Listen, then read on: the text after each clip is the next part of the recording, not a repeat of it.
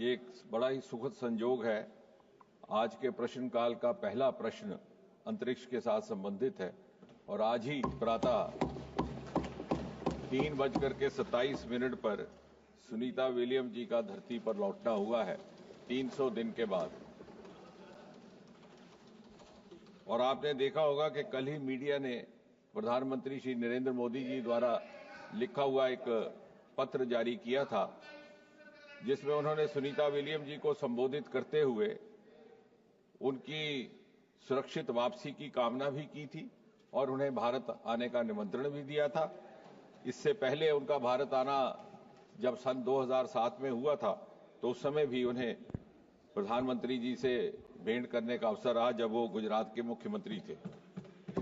हमारी ओर से भी सुबह 4 बजे बधाई का संदेश सोशल मीडिया के माध्यम से चला गया है, जिसमें ये कहा गया कि ये एक ऐसा पल है जिसमें गौरव भी है, गर्व भी है और राहत भी। गौरव की अनुभूति, गर्व का एहसास और राहत की संतुष्टि। और हैविंग सेड दैट, माननीय सदस्य ने बड़ा ही एक महत्वपूर्ण प्रश्न रखा है।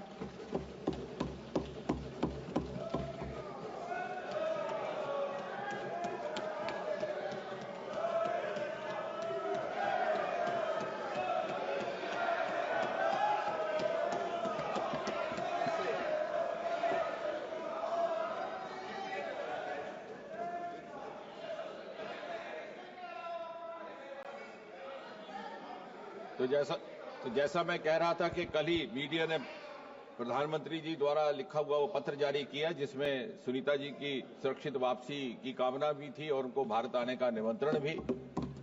और आज जब उनका सुबह 3:27 पर लौटना हुआ है तो हम सब के लिए वो गर्व का पल भी था, गौरव का भी और राहत का भी।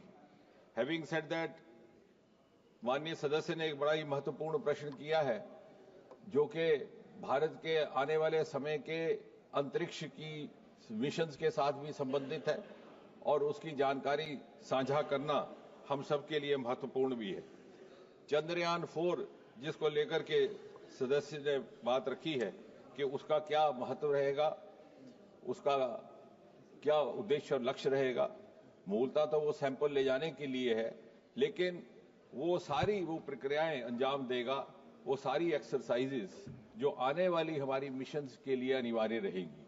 और जिस प्रकार सुनीता विलियम को लाने के लिए डॉकिंग और अनडॉकिंग के प्रोसेसेस का इस्तेमाल किया गया, वो हमारे लिए भी आने वाले समय में अनिवार्य रहेगा, क्योंकि भारत की भी योजना है कि हमारा एक अपना अंतरिक्ष स्टेशन हो जिसका हम नाम भारत अंतरिक्ष स्टेशन रखें। और यदि सब कुछ योजना अनुसार चलता रहा तो सन 2040 को एक भारतीय मूल का व्यक्ति चांद पर धरती पर उतारने की भी योजना है। अब चंद्रयान एक पहला ऐसा हमारा मिशन रहेगा जो 2 लॉन्च व्हीकल्स से छोड़ा जाएगा। उसके 5 कंपोनेंट रहेंगे, 3 एक तरफ 2 एक तरफ। और डॉकिंग अनडॉकिंग जिसकी थोड़ा बहुत अनुभव स्पेसएक्स से भी हुआ है, उसको बार बार कर करके और अधिक अनुभव और क्षमता हासिल करने का प्रयास रहेगा। ये दोनों रॉकेट ऊपर जाकर के अर्थ के ऑर्बिट में जुड़ जाएंगे, डॉकिंग होगा। फिर वहां से जब वो चंद्रमा के ऑर्बिट में जाएंगे तो अलग होकर के डिसेंडर और असेंडर मॉड्यूल नीचे उतरेंगे। डिसेंडर मॉड्यूल सैंपल इकट्ठे करके वापस लौटने के बजाय वहीं रह जाएगा। असेंडर मॉड्यूल वापस जाएगा, फिर से डॉकिंग होगी बाकी के रॉकेट के साथ। और फिर वो जो ट्रांसपोर्ट मॉड्यूल जब नीचे आएगा along with the re entry module, तो धरती के ऑर्बिट में आकर के वो फिर से अलग हो जाएगा और आते समय मूलतः केवल 10% उसका वजन रहेगा, क्योंकि सारे मॉड्यूल धीरे धीरे अलग होते रहेंगे। तो ये रिपीटेड डॉकिंग अनडॉकिंग की प्रैक्टिस भी रहेगी, जिससे हमें अपनी क्षमताओं का भी आत्मविश्वास आएगा, कॉन्फिडेंस आएगा और आने वाली हमारी जितने भी मिशंस हैं उसके लिए भी हमें अनुभव रहेगा। धन्यवाद मंत्री महोदय, आपने बहुत विस्तृत से मेरे जानकारी दी। और इसके बाद मेरा समाधान तो हो गया है, लेकिन मेरी आशाएं भी बढ़ गई है। महाराष्ट्र से मैं आता हूं सर।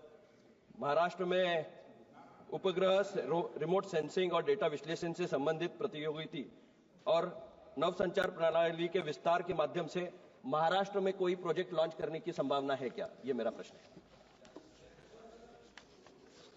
इस सरकार में एक खास बात ये रही कि ये केवल रॉकेट छोड़ने तक ही सीमित नहीं है। स्पेस टेक्नोलॉजी का इंफ्रास्ट्रक्चर डेवलपमेंट में और दूसरे सेक्टर्स में भी इस्तेमाल किया गया है। और जो आप इशारा कर रहे हैं वो मूलतः अर्थ साइंसेज के साथ भी संबंधित है, नेविगेशन के साथ भी, और ये सच है कि उसमें भी स्पेस टेक्नोलॉजी का इस्तेमाल होता है। इसके अतिरिक्त जिसे मैं कहूंगा कि extra rocket applications of space technology, India has virtually created a role model and space technology is now has entered every Indian household in one form और द अदर। हम जो टेलीविजन देख रहे हैं उसकी भी अधिकतर चैनल्स स्पेस टेक्नोलॉजी के माध्यम से, हमारा फ्लड और डिजास्टर मैनेजमेंट जिसका आप बात कर रहे हैं वो भी स्पेस टेक्नोलॉजी दूसरे मंत्रालयों के साथ समन्वय के साथ अंजाम देता है। हाउसिंग अर्बन डेवलपमेंट, हमारी अमृत जैसी स्कीमें जो इन्हीं 10 वर्षों में प्रारंभ की गई हैं, उनका भी कहीं ना कहीं स्पेस टेक्नोलॉजी का उपयोग किया जाता है। स्मार्ट सिटीज के भी निर्माण में, रेलवे सेक्टर में अनमैन्ड क्रॉसिंग्स, एग्रीकल्चर सेक्टर में बड़ी व्यापक ढंग से स्पेस टेक्नोलॉजी का इस्तेमाल, हेल्थ केयर में तो है ही है, प्लानिंग में हमारी गति शक्ति योजना। तो कहने का तात्पर्य ये कि किसी न किसी रूप में स्पेस टेक्नोलॉजी का कोई ना कोई प्रोजेक्ट, कोई ना कोई काम हर प्रदेश में अंजाम दे रहा है। हो सकता है वहां लॉन्चिंग पैड एज सच ना हो, लेकिन वो भी मैं एक सूचना साझा कर दूं कि हमारा इसरो की स्थापना सन 1969 में हुई थी, लेकिन पहला लॉन्चिंग पैड बनते बनते कई बरस गुजर गए, वो जाकर के कहीं 1992-93 में बना। उसके बाद दूसरा लॉन्चिंग पैड भी श्रीहरिकोटा में उसके 10 वर्ष बाद बना। लेकिन इस सरकार के आने के बाद हमने उसी स्थान पर एक तीसरा लॉन्चिंग पैड बनाने का काम शुरू कर दिया, और इसके अतिरिक्त एक और लोकेशन की शिनाख्त की है तमिलनाडु में, जो माननीय कनिमोई जी हमारी सदस्य है, उन्हीं की कॉन्स्टिट्यूएंसी में है, ट्यूटिकोरिन जिले में। R Sudha. Thank you, Speaker, sir. Why the 4 astronauts elected chosen for India's ambitious human spaceflight mission, Gaganyaan, are kept away from public eye and show only once on February 27th, 2024, while other nations are allowing their astronauts to inspire their children and aspirants by narrating their experiences. Why this India keeping the chosen for 4 behind the wall? Why is India keeping the chosen our behind the wall? What is the latest update on Gaganyaan mission? Thank you, sir. Speaker, sir, the honourable member has asked a question which must be bothering quite a few other citizens as well. And she is absolutely right. For the first time, 4 astronauts were identified who would possibly be part of the human mission. And one of them would also accompany the American astronauts and the other astronauts on their journey to the International Space Station. Their names have been notified, of course, for obvious reasons. The Honorable Prime Minister had the opportunity of meeting them also over there. Group Captain Naik, Group Captain Anand, Group Captain Angat, and Group Captain Shukla, who was earlier a wing commander. Now, Honorable Member is right that they have been kept out of the public glare for the reason that they were undergoing some acclimatization processes, some exercises, some training programs, and it was a view that giving them too much of exposure to the media and public might cause a distraction, which may not be in the compatible interest of all. And therefore, it appears to be so. At the same time, she is right. Why one of the names has come out forthwith?